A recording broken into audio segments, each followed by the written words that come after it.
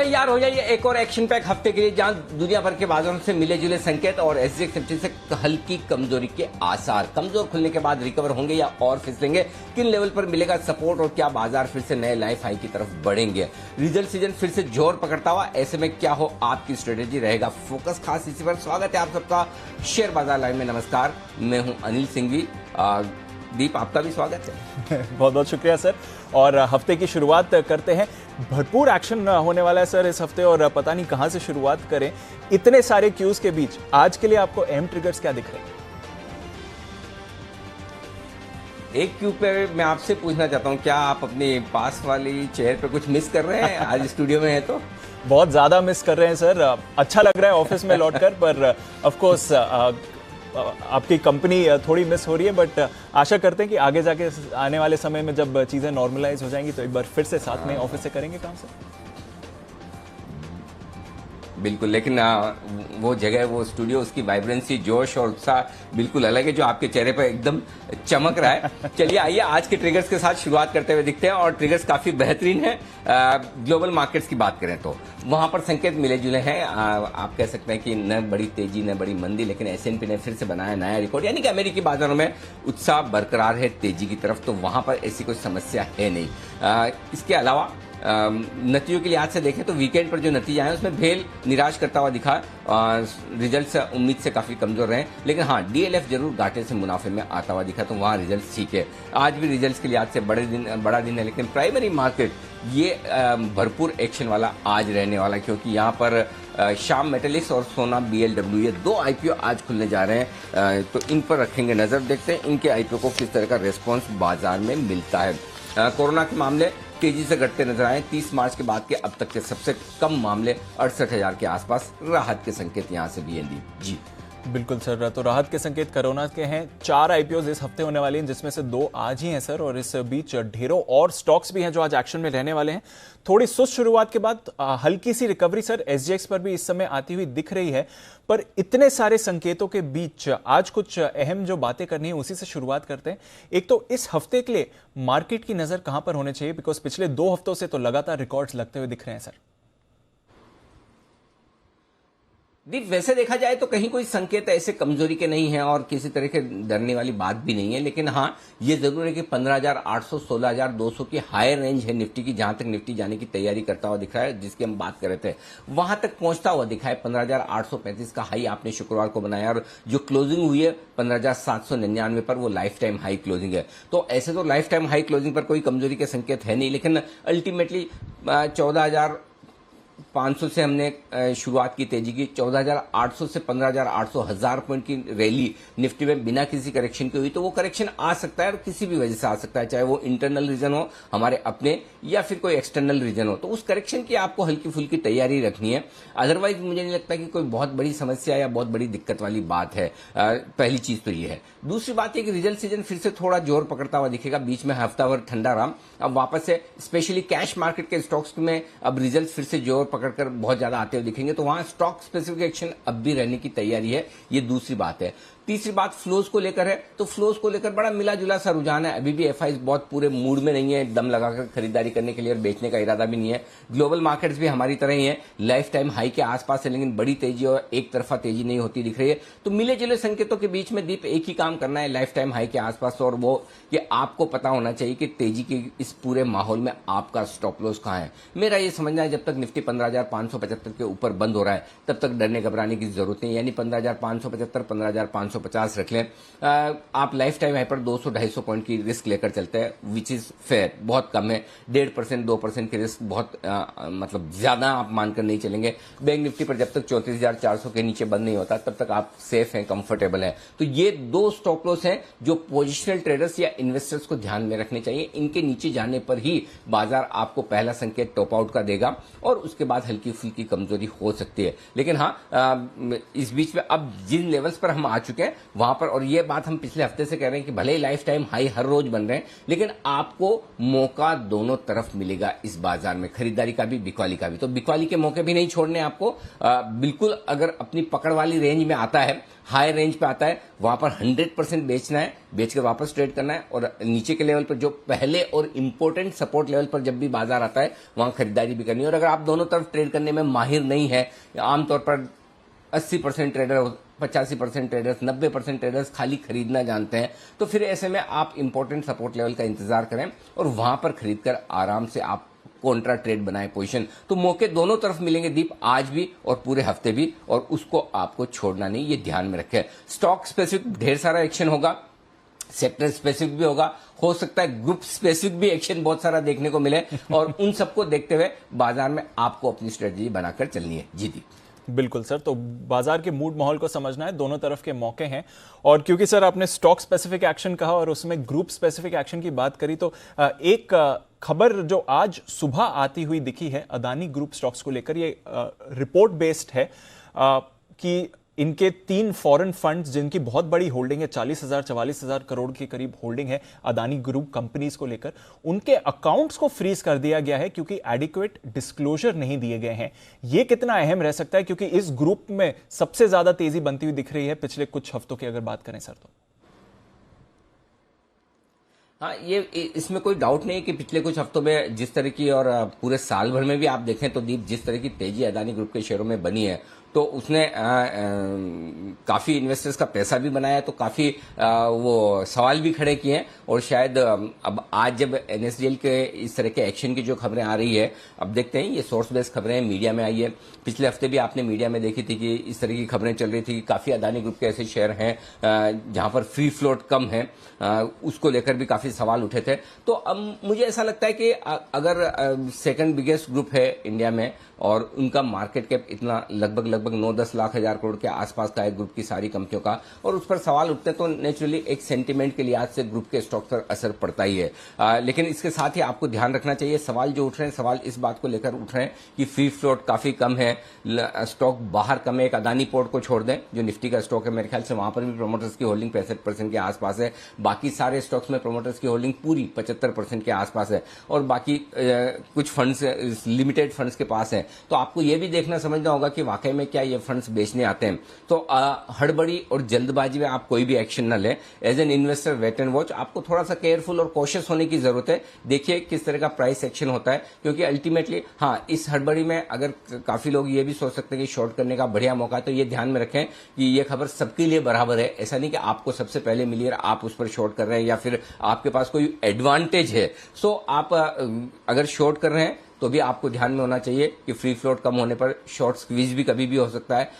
Skill trader हैं, screen के सामने बैठते हैं, सौदा घुमाना जानते हैं, स्ट्रिक्ट स्टॉप लॉस रखना जानते हैं, और वो भी डीप, तो ही आपको इस तरह की क्या कहना चाहिए, दुस्साहस में पड़ना चाहिए, गुस्ताखी करनी चाहिए। अदरवाइज वेट एंड वॉच, देखिए क्या होता है, कैसे होता है।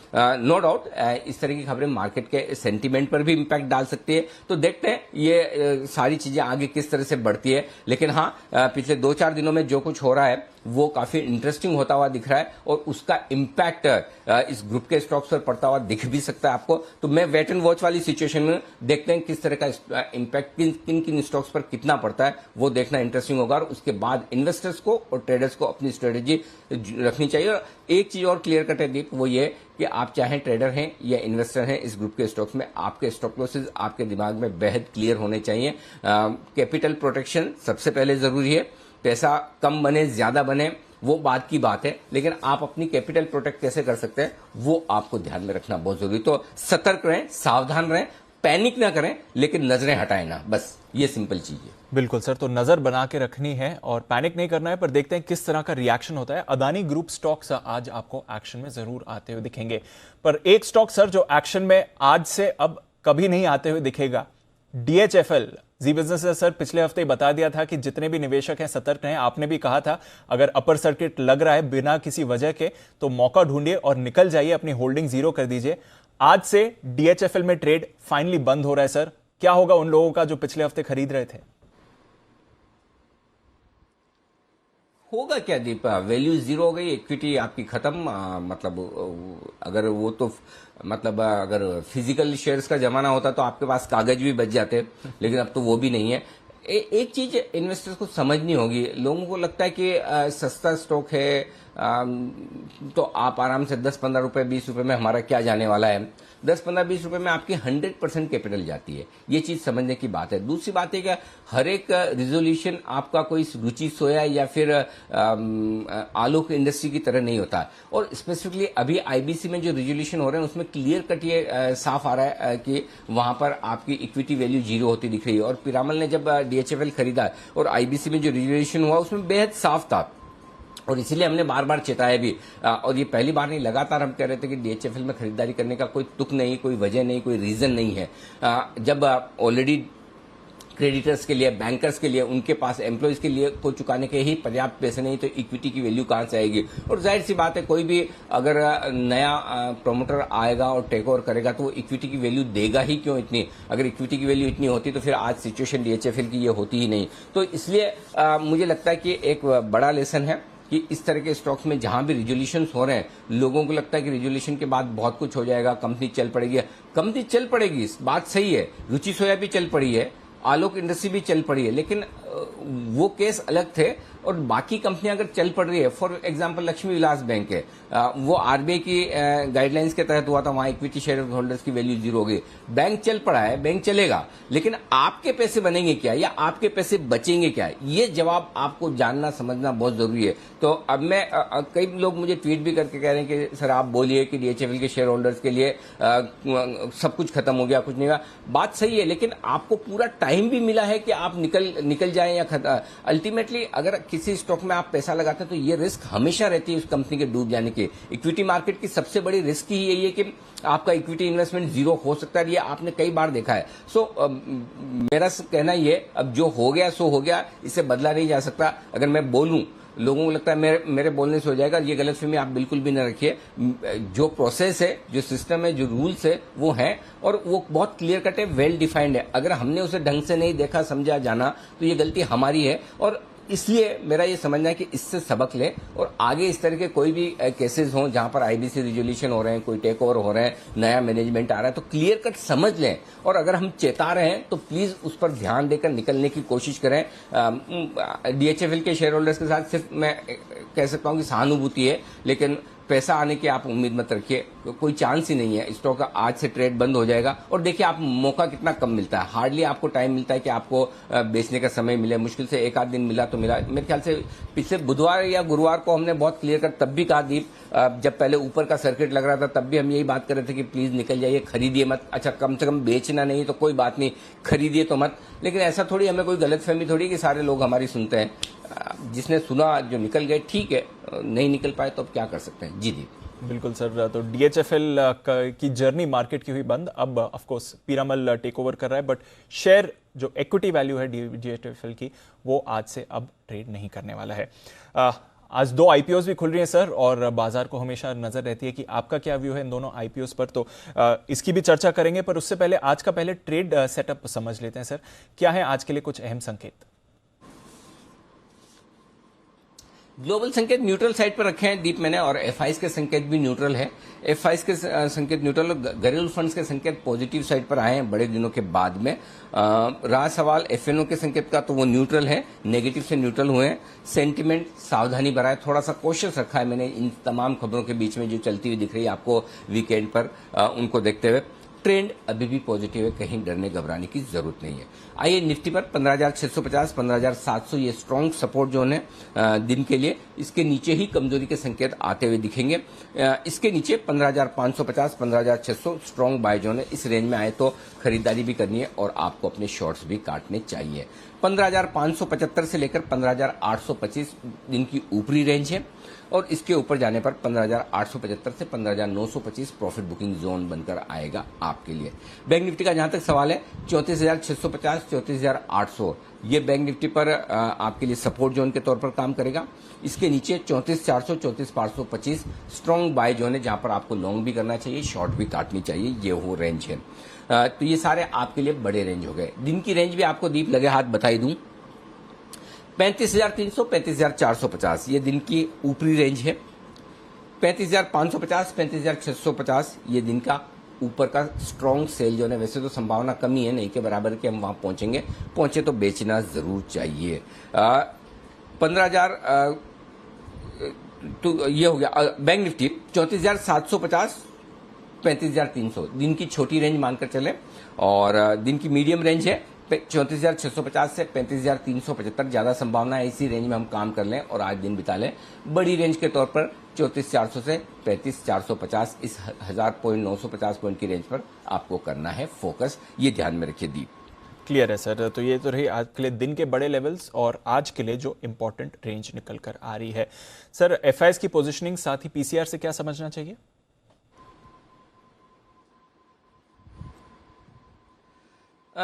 एफआईएस की पोजीशन 83% के आसपास है। ठीक है, कोई खास बदलाव नहीं। पुट कॉल रेशियो थोड़ा सा घटकर आया है 15-17 बेसिस पॉइंट, ठीक है, ये कंफर्टेबल हुआ है।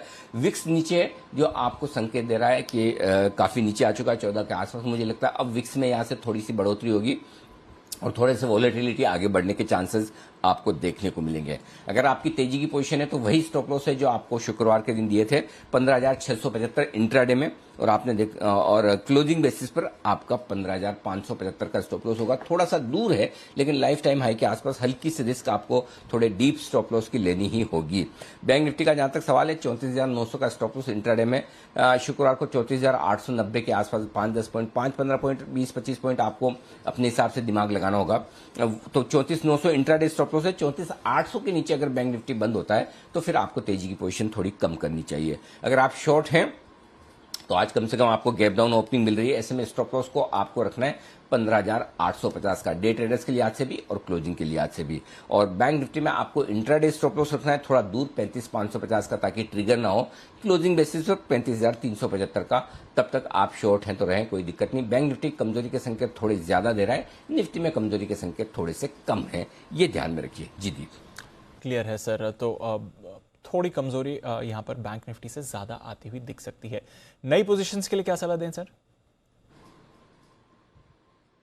नई पोजीशन बनाए, देखिए दीप, दो काम कर सकते हैं, एक तो शॉर्ट भी और लॉन्ग भी। तो शॉर्ट जो करना चाहते हैं वो 15,850 का स्टॉप लॉस लगाकर शॉर्ट कर लीजिए निफ्टी को। 15,750, 15,700, बेसिकली 15,600 से 15,700 की रेंज में, या यूं कहूं 15,575 से 15,700 की रेंज में बहुत मल्टीपल सपोर्ट है। हर 25-25 पॉइंट पर आपको सपोर्ट नजर आएगा, क्योंकि हमने काफी रेंज बाउंड ट्रेड देखा है। तो 15,700 जो आपको अगर बेचना है तो पहला टारगेट 15,750 का होगा, दूसरा टारगेट 15,700 का होगा। नहीं, ये मेरे ख्याल से आपने खरीदने के रेंज दे दिए हैं, ये स्टॉप लॉस टारगेट ये ठीक करें। जो निफ्टी बेचना है मैं बोल देता हूं 15,850 आपका स्टॉप लॉस होगा।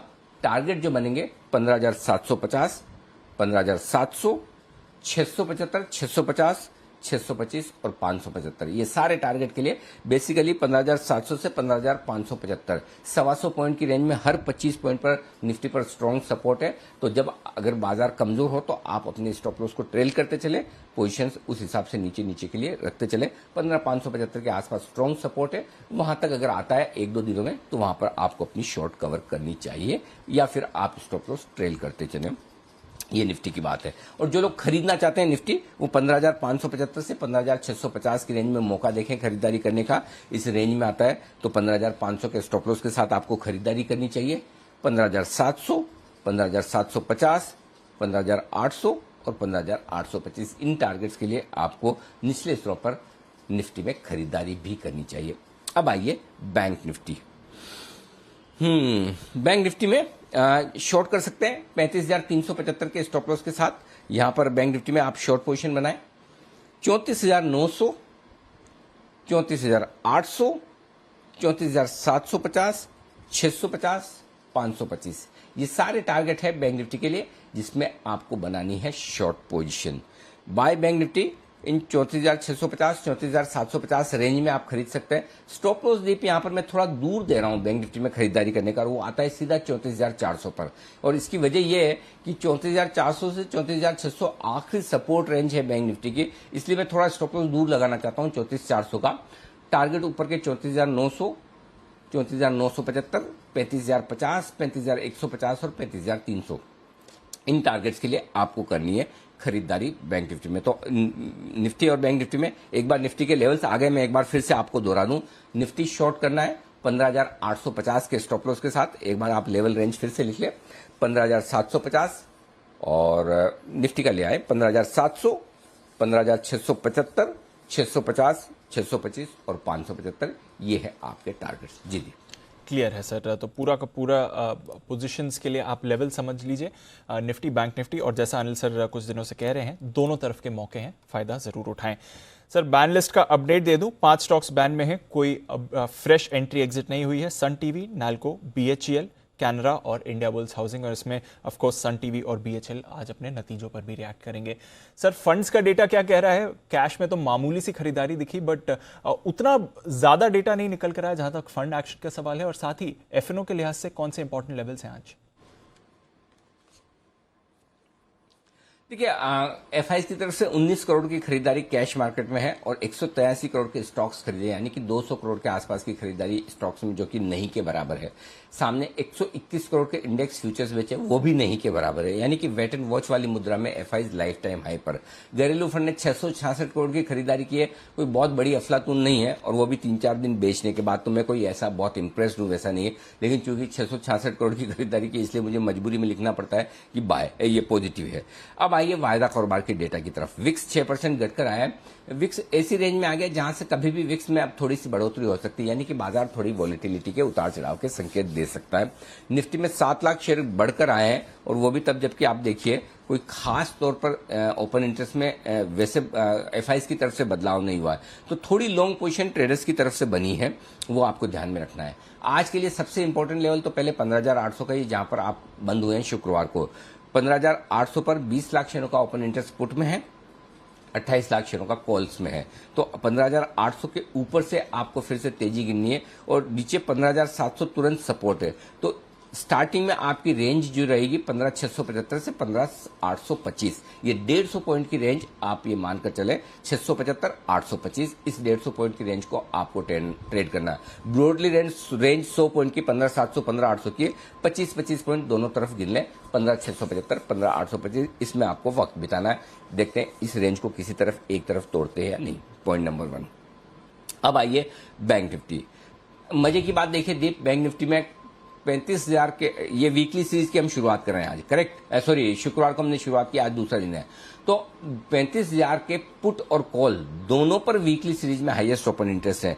35,000 के पुट पे 13 लाख शेयर है, कॉल्स में 13 लाख शेयर है, लगभग बराबरी का ओपन इंटरेस्ट है, और वही रस्साकशी वाला लेवल है। ज्यादा संभावना है कि आप 35,000 के नीचे खुलेंगे आज। तो 35,000 मेक और ब्रेक लेवल है। इमीडिएटली सपोर्ट, चूंकि डेटा कम है, 34,500, 600 की रेंज में है। ऊपर में 35,300, 35,500 की रेंज में रुकावट वाला मामला है। तो 35,000 मेक और ब्रेक लेवल है, बराबर ओपन इंटरेस्ट हाईएस्ट एक ही स्ट्राइक प्राइस पर कम देखने को मिलता है। जब देखने को मिलता है तो मजा आता है, क्योंकि तब ताकत आजमाइश होती है दोनों तरफ के ट्रेडर्स की। तो ट्रेंड के लिहाज से, निफ्टी के लिहाज से, बाकी सब लिहाज से देखें तो तेजी करने वाले भारी पड़ते हैं। आज एसजीएक्स निफ्टी के लिहाज से, और जो कुछ भी खबरें आ रही है उसको देखते हुए थोड़े से आज मंदी करने वालों के लिए भी एक अपर हैंड है। तो आज एक बार संभावना पूरी है कि आप 35,000 के नीचे खुलेंगे, 34,900 के आसपास खुल सकते हैं, और वहां से देखते हैं क्या कुछ आगे होता है। जी जी, क्लियर है सर। तो इंपॉर्टेंट लेवल्स आपके सामने हैं, दोनों तरफ के मौके भी दिखेंगे, फायदा उठाना जरूरी है। ये तो रही बाजार की बात, पर सर आज जो 2 आईपीओ खुल रहे हैं उस पर भी आपकी राय जानना चाहेंगे। पहले तो श्याम मेटालिक से शुरू करते हैं, क्या राय है आपकी इस आईपीओ पर? बढ़िया कंपनी है दीप, और मुझे लगता है कि इन्वेस्टर्स को अप्लाई करना चाहिए, बड़े लिस्टिंग गेन के लिए भी और लॉन्ग टर्म के लिए आज से भी। पहले मैं आपको बता दूं कि क्या क्या अच्छा है इस कंपनी में। प्रोमोटर्स बहुत ही एक्सपीरियंस्ड है इस बिजनेस में, लगभग 15 से 20 साल का उनका जबरदस्त अनुभव है इस कारोबार में। तो सबसे पहली चीज ये कि एक्सपीरियंस प्रोमोटर्स है। कंपनी का ट्रैक रिकॉर्ड बहुत ही इंप्रेसिव है। पिछले 10 साल से कंपनी लगातार मुनाफा कर रही है, लगातार एक्सपांशन कर रही है, 7% की दर से एक्सपांशन कंपनी का चल रहा है, यानी कि ग्रोथ ओरिएंटेड है। वो कहते हैं कि ग्रोथ की भूख होनी चाहिए प्रमोटर्स में, मैनेजमेंट में, कंपनी में, वो नजर आती है।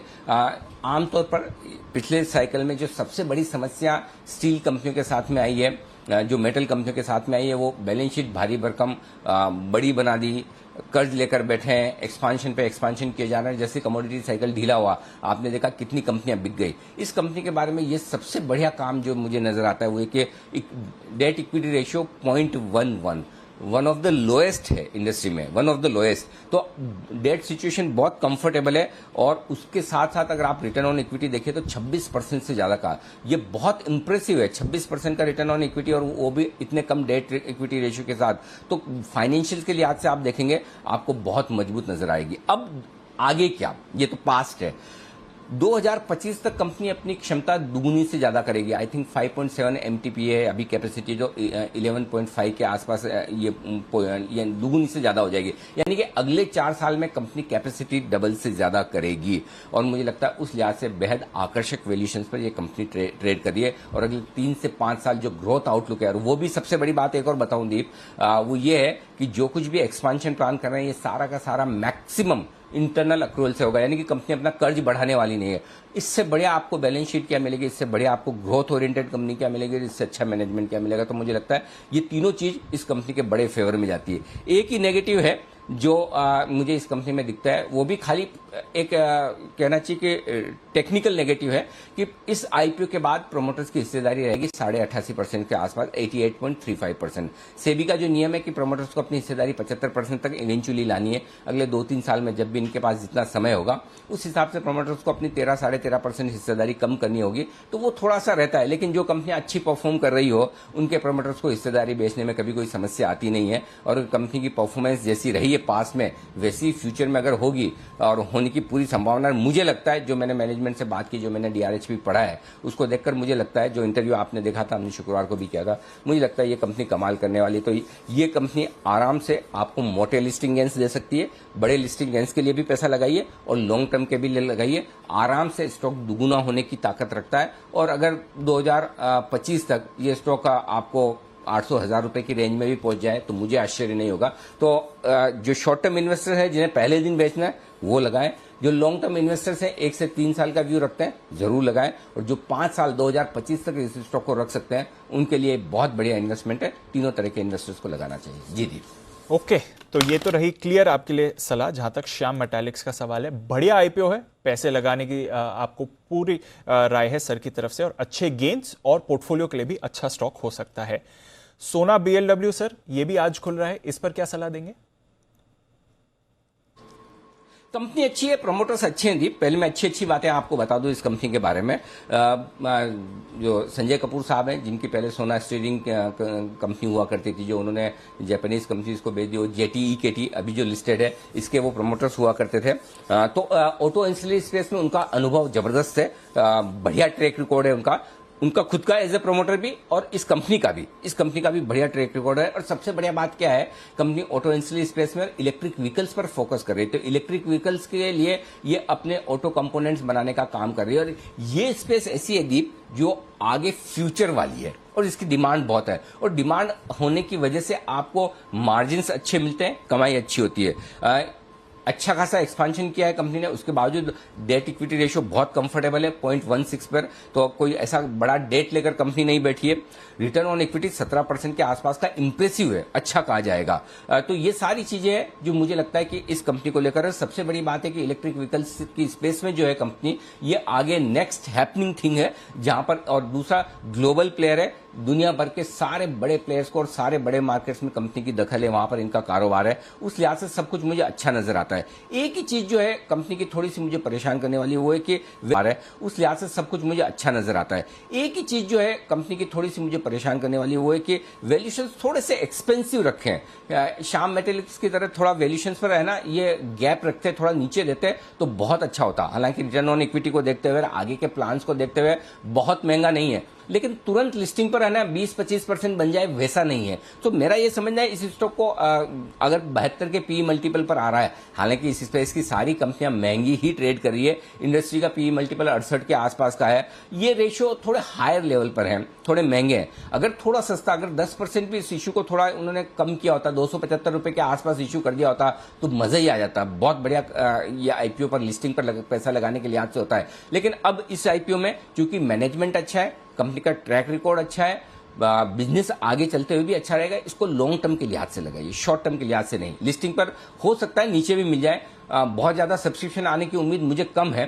तो अगर आपको लिस्टिंग, आप दो तरीके से लगा लीजिए, आप आईपीओ में लगा लीजिए लॉन्ग टर्म के हिसाब से, और लिस्टिंग अगर नीचे हो तो आप और ऐड कर लीजिए। और अगर लिस्टिंग नीचे ना हो तो जो आईपीओ के आसपास है, अगर आप 1 से 3 साल के व्यू से लगा रहे हैं तो मुझे नहीं लगता कि कोई खास फर्क पड़ता है। तो लॉन्ग टर्म इन्वेस्टर्स के लिए ठीक है। सिर्फ लिस्टिंग के लिहाज से जो पैसा लगा रहे हैं वो अपना कॉल लें, क्योंकि ये रीजनेबली प्राइस है। बाजार के मूड माहौल के साथ ऊपर लिस्ट भी हो सकता है, लेकिन 25-50%, 20-25-30% का लिस्टिंग गेन मिल जाए, इसकी संभावना चूंकि कम है। मुझे अगर 20-25% का लिस्टिंग गेन दिखता है तो ही लिस्टिंग गेन के लिए कंफर्ट आता है। अब कम सब्सक्रिप्शन हो, और कम सब्सक्रिप्शन वाले स्टॉक आपने देखा लिस्टिंग के 1-2 दिन बाद किस तरह से बढ़ जाते हैं। फॉर एग्जांपल मैक्रोटेक बाद में अचानक से भाग गया, ये कहानी इस स्टॉक के साथ भी हो सकती है। सो मेरा ये समझना है कि आप इसको लिस्टिंग गेन के लिहाज से न देखें, लॉन्ग टर्म के लिहाज से लगाएं। कोई दिक्कत नहीं, थोड़ा नीचे लिस्ट हो भी आए, अगर हो तो और ले लीजिए, और नहीं हो तो आपके अगर अलॉटमेंट आ जाए तो उसको लॉन्ग टर्म के लिए होल्ड कीजिए। तो ये लॉन्ग टर्म की स्टोरी है जिसमें आप 1 से 3 साल का व्यू लेकर लगा सकते हैं, या लिस्टिंग के बाद भी खरीदें, जैसा आपका मन करे। जी क्लियर है सर। तो आज की दोनों आईपीओज और इस पर अनिल सर की राय भी आपको मिल चुकी है। नजर रखते हैं, यहां पर भी एक्शन भरपूर होने वाला है इस हफ्ते। आइए फिर जान लेते हैं कौन से स्टॉक्स आज खबरों के दम पर रिएक्ट करेंगे, और साथ ही आज के लिए ब्रोकरेज का क्या कहना है। कुशल, देवांशी, मानसी और साथ ही आशीष हमारे साथ तैयार हैं। कुशल, बताएं आज के कुछ अहम ट्रिगर्स कौन से हैं। बिल्कुल दीपांशु, गुड मॉर्निंग। और यहाँ पर कैश स्पेस से काफ़ी सारे नतीजे आज के सत्र में आने वाले हैं, जिसमें आईएफबी इंडस्ट्रीज, जेबी केमिकल्स, कजारिया सेरेमिक्स जैसे स्टॉक्स पर आपको नजर रखनी होगी। साथ ही टाटा मोटर्स 500 करोड़ रुपए जुटाने के लिए आज बोर्ड बैठक होने वाली है, और कुछ एक स्टॉक्स में प्राइस रिविजन है, जिसमें अदानी पावर 10% से घटाकर 5% किया गया है। एचईएल और टाटा केमिकल्स जो है एक्स डिविडेंड भी ट्रेड करते हुए नजर आएंगे। ओके, तो ये तो रही आपके लिए आज के कुछ ट्रिगर्स। Devanshi, good morning. बताएं आज नतीजों के लिहाज से कौन से स्टॉक्स ज्यादा रिएक्ट करेंगे। बिल्कुल, आप देखिए दीपांशु, गुड मॉर्निंग। बीएचईएल यहाँ पे नतीजे आते हुए दिखे, और जो आय है वो करीब 43% तक बढ़ती हुई दिखी है। साथ ही कामकाजी घाटा इस बार कंपनी को होता हुआ दिखा है। बहुत ज़्यादा अच्छे नंबर्स नहीं है, ऑपरेशनली वीक नंबर्स इस बार आते हुए दिखे हैं, लेकिन जो कुल घाटा है वो इस बार थोड़ा सा कम हुआ है। 1033 करोड़ का घाटा यहाँ पे आता हुआ दिखा है। पिछले बार हमने देखा था 1534 करोड़ का घाटा कंपनी ने पोस्ट किया था। इसके साथ ही आप देखिए इस बार डीएलएफ जो नंबर्स हैं वो काफ़ी मजबूत आते हुए दिख रहे हैं। जो कुल बिक्री है वो इस बार बढ़ती हुई दिखी है। साथ ही कामकाजी मुनाफे में 44% तक का जंप इस बार आता हुआ दिखा है, और जो मुनाफा है वो 481 करोड़ पे आता हुआ दिखा है घाटे से बढ़कर। तो ये अच्छे नंबर्स आते हुए दिखे हैं। सन टीवी यहाँ पे भी जो नंबर्स हैं वो काफ़ी अच्छे हैं। आप देखिए जो आय है वो बढ़ती हुई दिखी है। कामकाजी मुनाफे में 55% तक की बढ़त आती हुई दिखी है। जो मार्जिन हैं वो भी अराउंड 67% तक इस बार बढ़ते हुए दिखे हैं। जो मुनाफा है वो लगभग दुगना होता हुआ दिखा है, 250 करोड़ से बढ़कर 450 करोड़ पे आता हुआ दिखा है। वीआरएल लॉजिस्टिक्स यहाँ पे भी आप देखिए, हमने आपको पहले ही बता दिया था नाक में यानी कि नतीजे आएंगे, कमाई कराएंगे में ये स्टॉक आपको रेकमेंड किया था, और यहाँ पे नंबर्स काफ़ी शानदार आते हुए दिखे हैं। जो कामकाजी मुनाफा है वो 68% तक बढ़ता हुआ दिखा है। मार्जिन 11% से बढ़कर 16% पे आते हुए दिखे हैं। जो आय है वो भी इस बार करीब 20% तक बढ़ती हुई दिखी है, और जो मुनाफा है वो इस बार काफ़ी अच्छी बढ़ी है। 2 करोड़ से 37 करोड़ पर एक बड़ा जंप आपको देखने मिला है। तो इसके नंबर्स अच्छे हैं। साथ ही डीएफएम फूड्स नंबर्स काफ़ी अच्छे आते हुए दिखे हैं। जो आय है वो 20% तक बढ़ती हुई दिखी है। मुनाफा इस बार 90 लाख पर आता हुआ दिखा है, घाटे से मुनाफे में आई है। मार्जिन बढ़े हैं, और कामकाजी मुनाफे में भी इस बार अच्छी बढ़त आती हुई दिखी है। बीएमएल नंबर्स ओवरऑल थोड़े से कमजोर जरूर आते हुए दिखे हैं। जो आय है वो 66% तक बढ़ती हुई दिखी है। कामकाजी मुनाफा 26% बढ़ा है। मार्जिन थोड़े से कम हुए इस बार 10% पर आते हुए दिखे हैं, करीब 13.5% से घटकर। साथ ही आप देखिए बोर्ड ने इस बार करीब ₹1.25 का डिविडेंड भी डिक्लेयर किया है। लेकिन सबसे अहम खबर यह है कि ज़मीन जो अतिरिक्त उनके पास लैंड पार्सल है उसको बेचने के लिए अब कंपनी ने एक कमेटी का गठन कर दिया है, एक सब्सिडरी बनाई है, और डीपैम और नीति आयोग से इनको मंजूरी मिल चुकी है। तो ये बड़ी खबर है बीएमएल के लिए। इस पर आपको नजर रखनी है, और स्टॉक भी इसी के चलते आज करता हुआ दिख सकता है। बिल्कुल, तो ढेरों खबरों वाले स्टॉक से नतीजों के दम पर रिएक्शन आने वाला है। आइए कुछ नतीजों के बारे में मानसी से भी जाने। Good morning Mansi. Good morning Deepanshu. CG power कई सारे एक्सेप्शनल आइटम्स है, बट अच्छी बात यह है कि कंपनी प्रॉफिट में आती हुई दिखी है। कंपनी की आय 81% बढ़ी है। कामकाजी मुनाफा करीब यहाँ पर 61 करोड़ का देखने को मिल रहा है। मार्जिन 5.5% और मुनाफा जो है 294 करोड़ का, जहां कंपनी 288 करोड़ का लॉस देख रही थी, 294 करोड़ का अब मुनाफा कंपनी देख रही है। कोचिन शिपयार्ड अच्छे नतीजे हैं। कंपनी की आय 32% बढ़ी है। कामकाजी मुनाफा 58% बढ़ा है। मार्जिन 23.8% और मुनाफे में 71% बढ़त देखने को मिली है। एडलवाइस फाइनेंशियल सर्विसेज, इसके नतीजे भी अच्छे आते हुए दिखे हैं। आय में 58% की बढ़त, मार्जिन 5.9% और मुनाफा यहां पर 636 करोड़ का है, जहां पर पिछले साल कंपनी 2281 करोड़ का लॉस देख रही थी, इस बार मुनाफे में आती हुई दिखी है। जेके सीमेंट कंसोलिडेटेड नंबर्स यहां पर अच्छे आते हुए दिखे हैं। सिर्फ मार्जिन में डिप देखने को मिला है। कंपनी की आय 38% बढ़ी है। कामकाजी मुनाफा 26% बढ़ा है। मार्जिन 23% से 21% पर जाते हुए दिखे और मुनाफा जो है 32% की बढ़ोतरी यहां पर आती हुई दिखी। और अंत में मिंडा इंडस्ट्रीज, यहां पर कंपनी की आय में करीब 50% की बढ़त है। कामकाजी मुनाफा 140 करोड़ से 301 करोड़ पर, मार्जिन 9.4% से 13% और वहीं मुनाफे के फ्रंट पर 19 करोड़ से कंपनी का मुनाफा 142 करोड़ पर जाता हुआ दिखा और इक्विटी के माध्यम से 700 करोड़ जुटाने को बोर्ड की मंजूरी भी मिलती हुई दिखी है। ओके, तो ये है आपके लिए कुछ और नतीजे जहां पर रिएक्शन रहेगा। पर आइए, खबरें भी ढेर सारी हैं और कुछ और नतीजे भी बाकी हैं। कुशल से जान लेते हैं। कुशल बताएं। बिल्कुल दीपांशु, और यहाँ पर आइनॉक्स लेजर इनका ओएफएस अपडेट आता हुआ दिखा है। क्यूआईपी का इशू प्राइस 310 रुपये प्रति शेयर तय किया गया है और यहाँ पर क्यूआईपी जो है वो करीब 300 करोड़ रुपए इससे जुटाएगी। श्रीराम ट्रांसपोर्ट फाइनेंस का ओएफएस अपडेट भी क्यूआईपी का जो इशू प्राइस है 1430 रुपये प्रति शेयर का तय किया गया है। इनफैक्ट रुचि सोया यहाँ पर जी बिजनेस की एक्सक्लूसिव खबर पर मोहर लगती हुई नजर आई है और एफपीओ के माध्यम से करीब 4300 करोड़ रुपए की पूंजी जुटाने की बोर्ड से मंजूरी मिलती हुई दिखी है। अदानी एंटरप्राइजेज तो फोकस में रहेगा ही, जिस तरह से एनएसडीएल के जो 3 विदेशी फंड्स हैं उसको लेकर खबरें हैं। इसके अलावा अदानी एंटरप्राइजेज सीमेंट व्यवसाय में भी एंट्री करेंगे और यहाँ पर अदानी सीमेंट इंडस्ट्रीज लिमिटेड के नाम की सब्सिडियरी का गठन किया है। अदानी एंटरप्राइजेज के लिए एक और खबर भी है कि एयरपोर्ट बिजनेस के आईपीओ की खबर का उन्होंने क्लैरिफिकेशन किया है, उसको खंडन किया है। 10 जून को जो है यहाँ पर रिपोर्ट्स आती हुई दिखी थी। लुपिन, सोमरसेट और न्यू जर्सी इकाई को यूएस एफडीए से वार्निंग लेटर मिलता हुआ दिखा है। सितंबर 10 से नवंबर 2020 के बीच ये जांच हुई थी। तो यहाँ पर हालांकि मैनेजमेंट ने कहा है कि इसका इनकी आय पर बहुत ज़्यादा असर नहीं होगा। रिलायंस पावर, रिलायंस इंफ्रा भी फोकस में रहेंगे क्योंकि यहाँ पर रिलायंस इंफ्रा को प्रेफरेंशियल इशू के लिए रिलायंस पावर के बोर्ड ने मंजूरी दी है और रिलायंस इंफ्रा बोर्ड ने रिलायंस पावर से मिले प्रस्ताव को मंजूरी ये देते हुए दिखे हैं। तो यहाँ पर भी आपको नजर रखनी होगी। बिल्कुल, तो ढेरों स्टॉक्स हैं जो खबरों पर रिएक्ट करेंगे। आइए देवांशी से भी जाने कुछ और खबरों वाले शेयर्स। देवांशी बताएं। वेल्सपन इंडिया, वेल्सपन कॉर्प, ये दोनों स्टॉक्स पर आपको नजर रखनी है। वेल्सपन इंडिया बायबैक की अपडेट्स आई हैं जहां पे कंपनी 200 करोड़ का बायबैक 22 जून को ये बायबैक खुलता हुआ दिखेगा। 5 जुलाई तक ये बायबैक खुला रहेगा। साथ ही वेल्सपन कॉर्प पर नजर रखनी होगी जहां पे कंपनी ने कहा है कि लगातार जो मांग है वो काफ़ी बढ़ती हुई दिखी और इसी के चलते अंजार की जो डीआई पाइप कारोबार है वहाँ पर ग्रीनफील्ड प्रोजेक्ट कंपनी बढ़ाती हुई दिख रही है। अपनी जो कैपेसिटी है वो कंपनी बढ़ाती हुई दिख रही है, तो इस पर आपको नजर रखनी है और क्षमता बढ़ाने में 300 करोड़ का अतिरिक्त खर्च कंपनी करती हुई दिखेगी। एबीबी इंडिया वीकेंड के दरमियान कंपनी की बोर्ड की बैठक हुई थी और जहां पे कंपनी ने अपने 2 कारोबार को यहां पे अलग करने के पर विचार किया है। टर्बो चार्जर और साथ ही जो मैकेनिकल पावर ट्रांसमिशन कारोबार है, दोनों छोटे कारोबार हैं, इनको कंपनी अलग करती हुई दिखेगी। आगे जो डिटेल्स है इस पर बोर्ड की बैठक होती हुई दिखेगी। पीएनबी हाउसिंग, न्यूज़पेपर रिपोर्ट्स ये सजेस्ट कर रहे हैं कि पीएनबी हाउसिंग में कार्यालय ग्रुप के जो निवेश है उस पर सेबी की सख्ती की जांच हो सकती है। तो ये जो खबर है हमने आपको लगातार कई बार बताई है कि यहाँ पे थोड़ी सी दिक्कतें आ सकती हैं, लेकिन अब सभी जो है इस पर जांच कर सकता है, तो इस पर आपको नज़र रखनी है।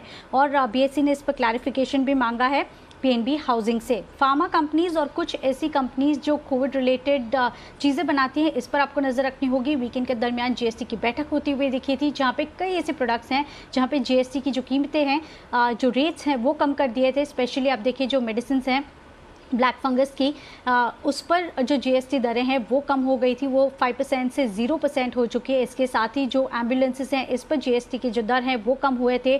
मेडिकल और साथ ही जो ऑक्सीजन होते हैं सिलेंडर्स, उस पर भी जो जीएसटी के दर हैं वो कम होते हुए दिखे। और इसी के चलते कई ऐसी कंपनीज़ हैं जिस पर आपको नज़र रखनी होगी आज के ट्रेडिंग सेशन पर। तो ये सारी कंपनीज़ हैं जहाँ पर आपको जीएसटी के चलते नज़र रखनी है। ओके, तो ये भी एक बड़ी खबर, फार्मा और हेल्थ केयर स्टॉक्स फोकस में रहेंगे। मानसी, कुछ और खबरें और कुछ बदलाव भी हुए हैं बीएसई के इंडिसेस में, क्या है ये?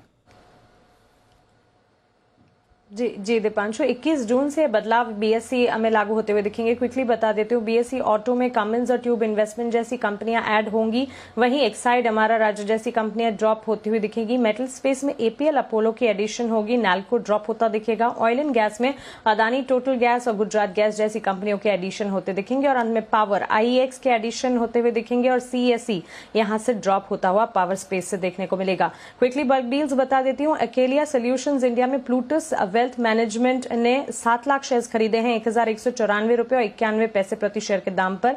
वहीं सेतु सिक्योरिटीज ने करीब 2.5 लाख शेयर्स की बिकवाली की है 1192 रुपए के दाम पर। भारत फोर्ज में यहां पर कई सारी बल्क डील्स होती हुई दिखी है। करीब 40 लाख शेयर्स खरीदे गए हैं और यहां पर एक प्रमोटर ने 46 लाख और 56,000 शेयर्स 750 रुपए और 80 पैसे के दाम पर बेचे हैं। तो इसके चलते भारत फोर्ज कई सारी बल्क डील्स के चलते फोकस में रहेगा। Global spirits Templeton strategic emerging markets ने करीब 3,31,000 शेयर्स की बिकवाली की है 383 रुपए के दाम पर। और इंडिया बुल्स हाउसिंग फाइनेंस में black rock emerging markets fund ने करीब 26 लाख शेयर्स की खरीदारी की है 287 रुपए और 84 पैसे प्रति शेयर के दाम पर। बिल्कुल, तो ब्लैक रॉक ने करी है खरीदारी इंडिया बुल्स में। नजर रखिए ये और अन्य स्टॉक्स पर। कुछ फाइनल प्रमोटर एक्शन देवांशी के पास। देवांशी, बताएं। बिल्कुल, केवल एक दानों का एग्रीटेक है जहां पे आपको फोकस करना है, क्योंकि प्रमोटर्स जो हैं उन्होंने करीब 23 लाख शेयर्स जो हैं वो 9 जून को बेचे थे। इसके चलते आज भी इस स्टॉक में मूवमेंट आती हुई दिख सकती है। ओके, तो ढेरों स्टॉक्स हैं, रखते हैं इस पर नजर और क्विकली एक बार देख लेते हैं आज ब्रोकरेजेस क्या कह रही हैं एफआईआर में।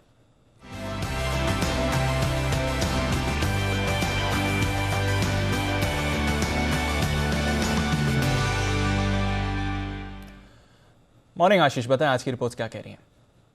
Good morning Deepanshu. नतीजों के बाद डीएलएफ पर रिपोर्ट्स आते हुए देखिए, जेपी मॉर्गन ने ओवरवेट की रेटिंग दी है। लक्ष्य 310 से बढ़ाकर 350 कर दिया है। सीएलएसए ने 350 रुपए का लक्ष्य दिया है। हालांकि ये कह रहे हैं कि अप्रैल और मई में अगर आप देखें तो जो प्री सेल्स के आंकड़े थोड़े से म्यूटेड देखने को मिलेंगे, लेकिन क्योंकि मैनेजमेंट जो है प्री कोविड वाली गाइडेंस को बरकरार रखे हुए, इसके चलते स्टॉक पर अभी भी बुलिश है और करंट मार्केट प्राइस से ऊंचा लक्ष्य दे रहे। 310 जो है शुक्रवार की क्लोजिंग है। मॉर्गन स्टैनली ने ओवरवेट की रेटिंग दी है और 299 का लक्ष्य दिया। और जैसा कि मैंने आपको बताया कि 310 जो है शुक्रवार की क्लोजिंग है, तो स्टॉक्स पर फोकस रखेंगे। इसके अलावा सन टीवी, यहाँ पर भी नतीजों का इंपैक्ट देखने को मिलेगा।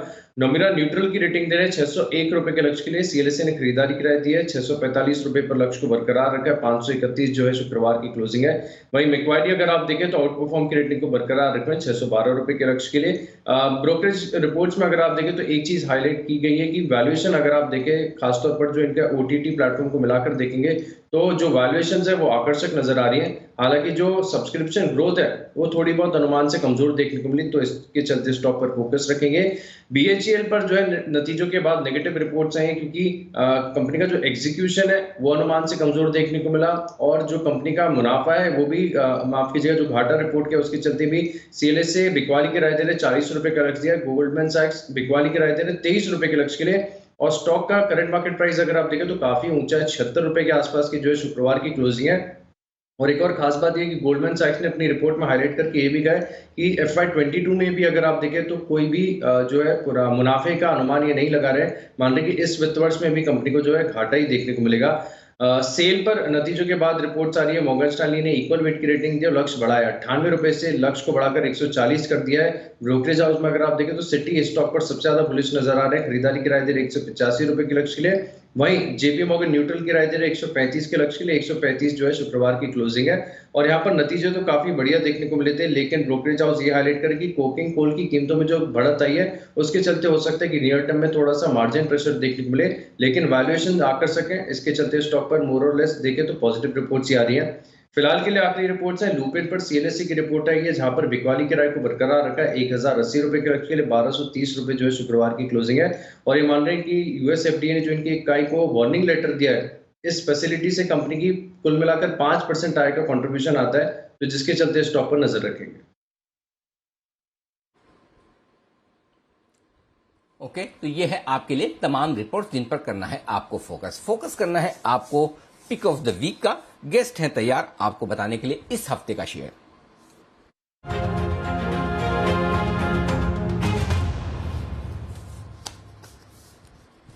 फॉर अ चेंज सरप्राइजिंगली शुरुआत कीजिए जैन साहब आप। Good morning.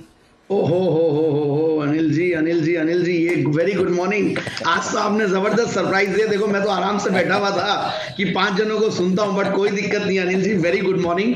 बट बहुत पावर पैक्ड वीक रहने वाला है। अडानी स्टॉक्स पे नजरें हैं, फिर हमारा IPO segment, favourite IPO segment में एक्शन है। और मैं एक बार तो मैं जो लास्ट वीक जो स्टॉक्स बताया था वीकेंड शो पे बाजार अगले हफ्ते में, उनको एक बार रिपीट करूंगा। इंट्राडे एफएनओ पिक के तौर पे मैंने एस्कॉर्ट्स दिया था, और इंट्राडे कैश मार्केट पिक के तौर पे इप्का लैब्स, जो कि फ्राइडे को तो वैसे ही हैट्रिक लगी थी, पिक ऑफ द डे जबरदस्त चला था उस दिन, जो कि नोवाटिस आई थिंक उसी का ही मुझे आज आपने गिफ्ट दिया कि आज मैं शुरुआत करूं पिक ऑफ द वीक या पिक ऑफ द डे की। एंड LTTS मैंने पोजिशनल पिक के तौर पे दिया था, और AIA इंजीनियरिंग एक बेहतरीन क्वालिटी कंपनी है, और लॉन्ग टर्म पिक के तौर पे दिया था। बट अब जो मैं आज पिक ऑफ द वीक के तौर पे जो लाया हूं वो है IT फार्मा FMCG। मेरा ऐसा लगता है कि इन्हीं पे ही ध्यान ज्यादा रहेगा, और मुझे लगता है वहां पे और भी ध्यान देना चाहिए सबको भी। तो सिग्निटी टेक, जो कि मैंने काफी बार रेकमेंड किया हुआ है पास्ट में, और अनिल जी को पूरा ध्यान है कि क्या रीजंस थे, और जेम्स में भी दिया हुआ है, SPL में भी दिया हुआ है। तो सिग्निटी टेक पे ध्यान दें। और दूसरा, जिस तरीके से मेटल्स में बाहर आई हुई है और अच्छा एक IPO भी खुल रहा है, तो मुझे लगता है कि मेटल स्टॉक्स एक्शन में रहेंगे, तो टिन प्लेट पे ध्यान दें। सो 2 स्टॉक है, सिग्निटी टेक एंड टिन प्लेट। और दूसरा, अगर बड़े स्टॉक में बात करें तो मुझे लगता है कि TCS पे भी ध्यान दिया जा सकता है। ओके, तो TCS, टिन प्लेट, सिग्निटी टेक, ये 3 स्टॉक है। तो शुरुआत करने के पीछे 2 वजह है आपके साथ। एक तो ये कि कोई आदमी आराम से बैठा हो तो वो मुझे देखा नहीं जाता, तो मैं उसको तुरंत काम पे लगा देता हूँ, तो मैंने कहा चलो पहले। लेकिन उससे बड़ी वजह ये पहले से जो मैं सोच के आया था कि जो बैट्समैन फॉर्म में चल रहा हो उसी को थोड़ा बैटिंग ऑर्डर में हायर भेज देना चाहिए। तो आपने पिछले ट्रेडिंग सेशन में शुक्रवार को जो 3 धमाकेदार पिच दी, तो मैंने कहा आज जैन साहब को उसका इनाम दिया जाए। तो आप दूसरे वाले को ज्यादा सही समझे, पहले वाले को हल्के फुल्के मजाक के तौर पर। चलिए, तो जैन साहब की धमाकेदार शुरुआत, सिग्निटी, टिन प्लेट, TCS 3 स्टॉक है जैन साहब को आए हैं पसंद।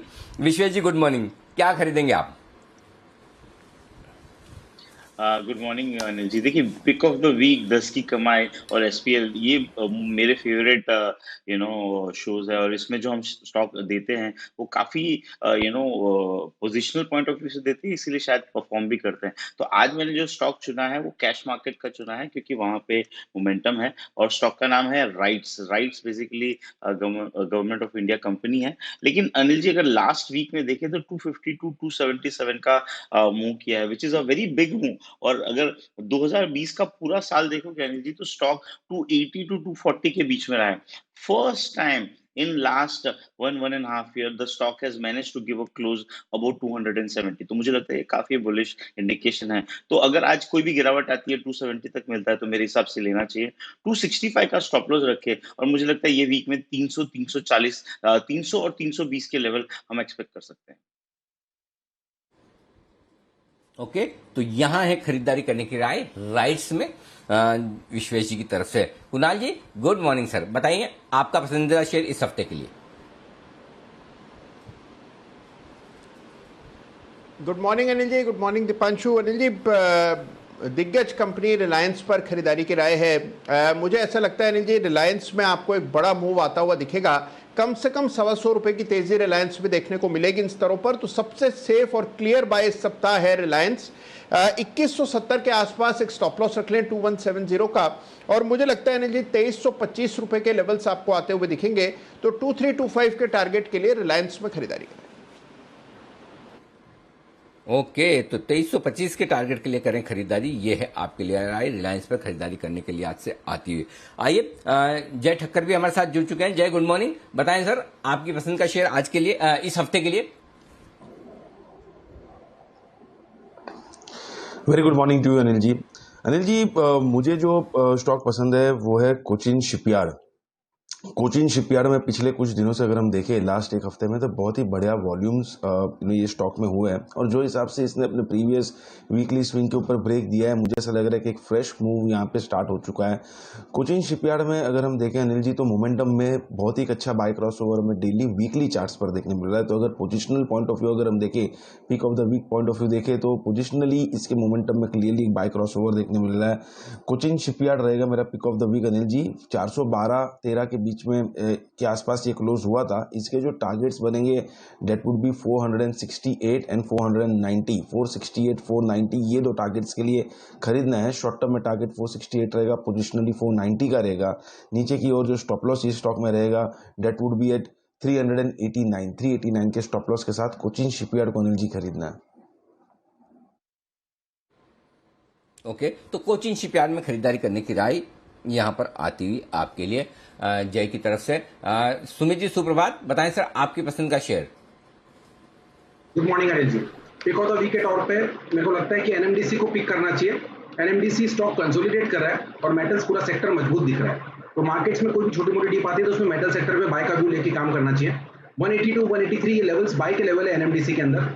यहाँ से ऊपर में इमीडिएटली एनएमडीसी में 190 रुपए से लेके 195 रुपए तक के लेवल देखने को मिल सकते हैं। स्टॉक का जो नीचे में सपोर्ट है 176 177 के आसपास है, तो 177 के नीचे का स्टॉप लॉस लगा के एनएमडीसी में खरीदारी करें 182 183 के पास 190 से 194 95 लेवल्स के लिए। यही स्टॉक है कल के 2000 में हमने शुक्रवार को दिया था 178 का स्टॉप लॉस मैंने दिया था। 177 का सुमित जी दे रहे हैं, तो जो सुमित जी दे रहे हैं वही माने। दूसरा 188 192 195 के जो टारगेट हैं, आगे की जिम्मेदारी अब सुमित जी को धन्यवाद के साथ में दे रहा हूं। सुमित जी धन्यवाद भी स्वीकार करें और अपनी जिम्मेदारी भी स्वीकार करें, दोनों ही आगे इसको बढ़ाने का मोर्चा अब सुमित जी संभालेंगे।